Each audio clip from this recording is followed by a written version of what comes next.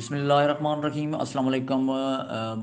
इबरत news weather सां गॾु आऊं आहियां ग़ुलाम हुसैन। ख़ासि करे अव्हांखे ॿुधाईंदा हलूं त असां अव्हांखे प्रोग्राम में ॿुधायो त सिंध में बरसाति जा वसकारा थींदा। त अॼु सिंध जे मुख़्तलिफ़ इलाइक़नि में गजगोड़ ऐं खिवण सां गॾु बरसाति जा वसकारा थिया आहिनि, जंहिंमें काज़ी अहमद शहर में बरसाति जो वसकारो थियो आहे, सकरन शहर में बरसाति जो वसकारो थियो आहे, नवाबशाह जे बि कुझु हिसनि में बरसाति जा वसकारा थिया आहिनि, जॾहिं त जमाल शाह समेत ओलह सिंध ऐं उत्तर सिंध जे मुख़्तलिफ़ इलाइक़नि में गजगोड़ सां बरसाति जा वसकारा थिया आहिनि। कुझु सिंध जे जबल वारे इलाइक़नि में बि बरसाति जा वसकारा थिया आहिनि।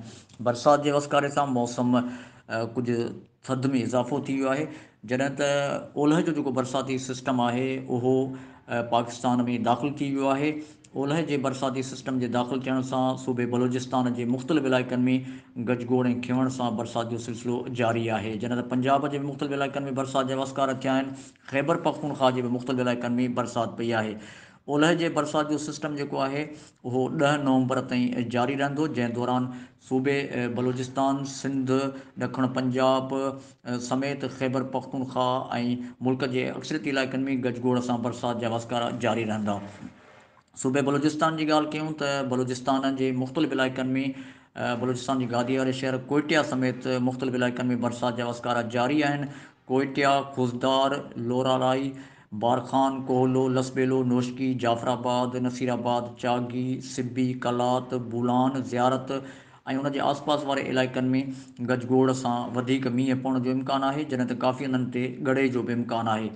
सूबे सिंध जी ॻाल्हि कयूं त सूबे सिंध जे गादी वारे शहर कराची में बरसाति जा इम्कान आहिनि, जॾहिं त हैदराबाद, दादू, उमरकोट, सखर, लाड़काणू, जेकमाबाद, शदादकोट, शिकारपुर, मोरो, नवाबशाह, काज़ी अहमद, सकरन समेत सिंध जे मुख़्तलिफ़ इलाइक़नि में गजगोड़ ऐं खिवण सां गॾु वधीक मींहुं पवण जा इम्कान आहिनि। सूबे ख़ैबर पख्तूनख्वा जी ॻाल्हि कयूं त सूबे ख़ैबर पख्तूनख्वा जे गादी वारे शहर पिशावर समेत मुख़्तलिफ़ इलाइक़नि में बरसाति जा वधीक इम्कान आहिनि।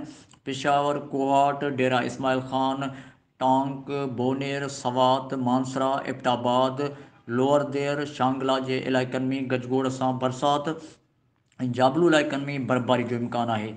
गिलगित बिल्तिस्तान, पारा चनार, स्कर्दू, चित्राल, नारान, कागान, नथिया गली, मुज़फ़राबाद, बालाकोट ऐं उनजे आसपास इलाइक़नि में गजगोड़ सां बरसाति सां गॾोगॾु जाबलू इलाइक़नि में बर्फ़बारी जो इम्कानु आहे।